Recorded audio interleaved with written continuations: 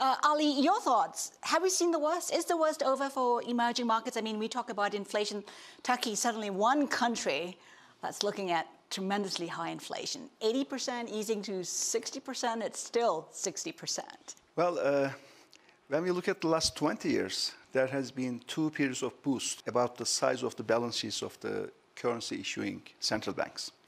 The first boost was in 2008-2009 crisis, and the second boost of the balance sheets were in the pandemics during the COVID crisis, so to say. And so much liquidity at such a low price was not a sustainable thing. And finally, it hit the inflation, and central banks did the inevitable. I think it was important for the central banks to preemptively provide liquidity, because the pandemic could have made a huge impact in the global economy. So it was mostly prevented.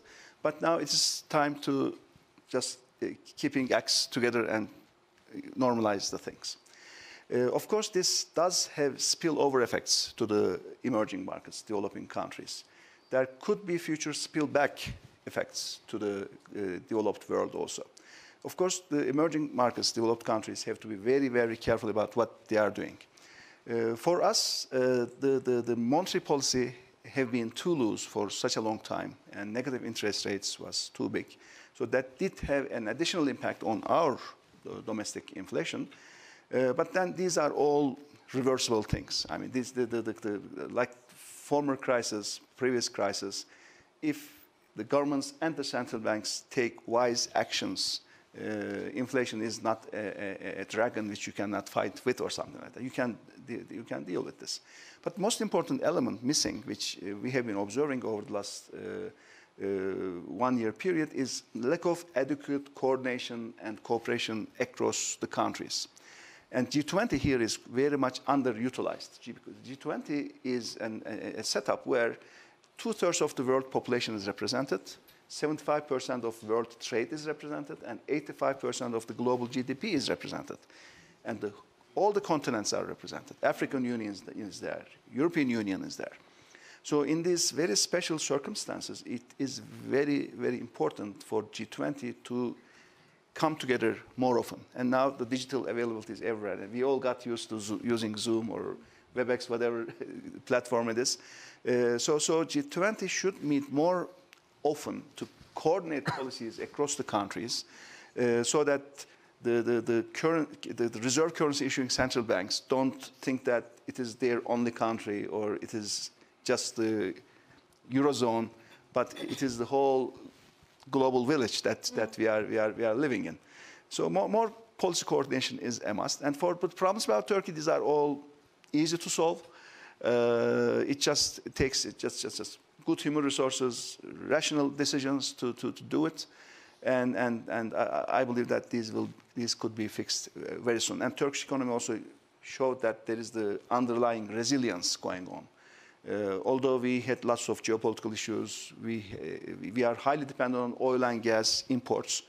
We happen to be in the middle of every single moving things across our neighborhood, but still on top of all these, the underlying resiliency is there.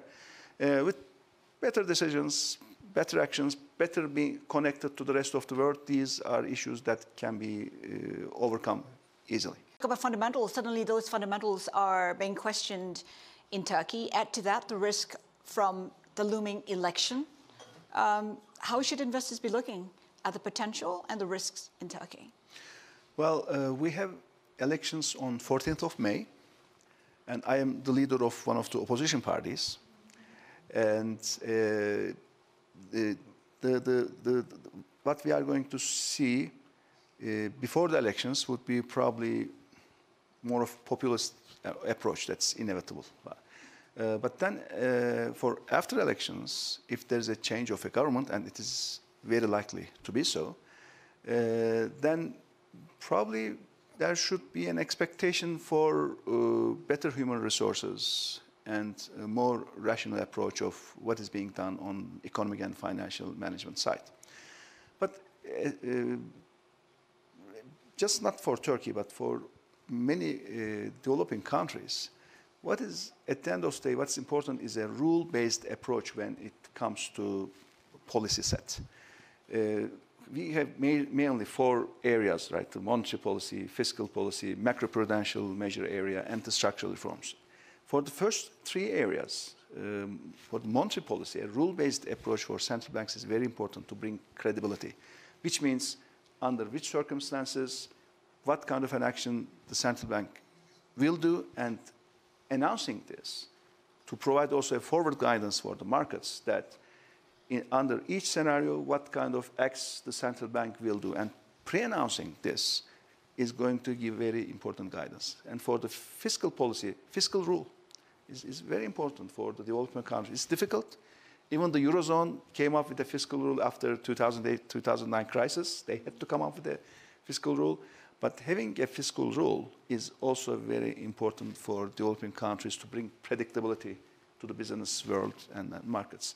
And then macroprudential measures, using the banking regulation in order to tighten or loosen credit availability. Of course, it's a very complicated area. There are many, many tools that you can use in that area. But again, a rule-based approach for macroprudential measure set is very important. So if there's a rule-based approach for monetary policy, fiscal policy, and macroprudential measure set, this will bring a huge amount of predictability about what will the government do, what will the central bank do, under which circumstances. But the big problem about a rule-based approach is the fact that the political leaders sometimes don't want to be bound by rules. They want to have always choices in front of them. But it's a choice between vulnerability, volatility, versus stability. Yes, it limits the choices, but at the end of the day, it benefits the country. Nowadays, there are many new areas of investment, especially renewable energy, for example, is something which is blooming all across the country, all across the world, including emerging markets. And lots of developing countries, emerging markets, they are actually happen to be having lots of sun, and most of them having a lot of wind. And especially if these projects are made by some support of the governments, like long-term credibility, assistance of the government somehow in some shape, then these also provide a huge new opportunity. So yes, the deglobalization is a reality, but when we look at the investments as long-term investments, not just short-term in and out, short-term opportunity, but long-term investments, then overall, the growth rate of the developing countries will be higher than the developed countries. So if the countries are chosen in a wise way, if you don't put all the eggs in one basket but diversify enough, so in the long term, on average, the investments in the developing world will have higher returns than the investments in the developed world. So that's, I think, very important for long-term view. Of course, there will be ups and downs. Emerging markets means risks. It means volatility. It means political instability from time to time, and it's in the very nature of it. But then, when you have that long-term vision, it's a win-win outcome. For renewables, by the way, for renewable energy, which is very, very important to reach the 2050 targets of net zero emissions, there's not enough financing yet. I mean, I happen to be in the 2015 group of UN for Sustainable Development Goals, 2030 goals. I also happen to be in the G20 eminent persons group for how to finance. But still, to reach the 2030 goals, the Sustainable Development Goals, the money is not there, and it is underinvested. And it is not going to be there. It is going to be a dream to reach the 2030 or the 2050 targets if we look at the financing for renewables as of now. So decarbonization investment is also a very important area, and how to finance it has to go through unorthodox mechanisms. The orthodox mechanisms is not working for financing decarbonization. And here, again, reserve currency issuing central banks should have a role. because the currency day issue will not be worth a lot if our sons and grandsons don't live in a world where everyone is suffering. So it's time to use the powers of the central bank in a wise way, in a very targeted way, for financing decarbonization, for financing renewables, but it has to be done in a also globally coordinated way, so it's not misused, because when the central bank opens doors, of course, there will be lots of people demanding any kind of thing, but it should be strictly limited to decarbonization, for renewable energy, and those specially opened central bank windows should be directed for financing. Otherwise, 2030 targets, impossible to reach. 2050 targets, impossible to reach. DEVA geliyor.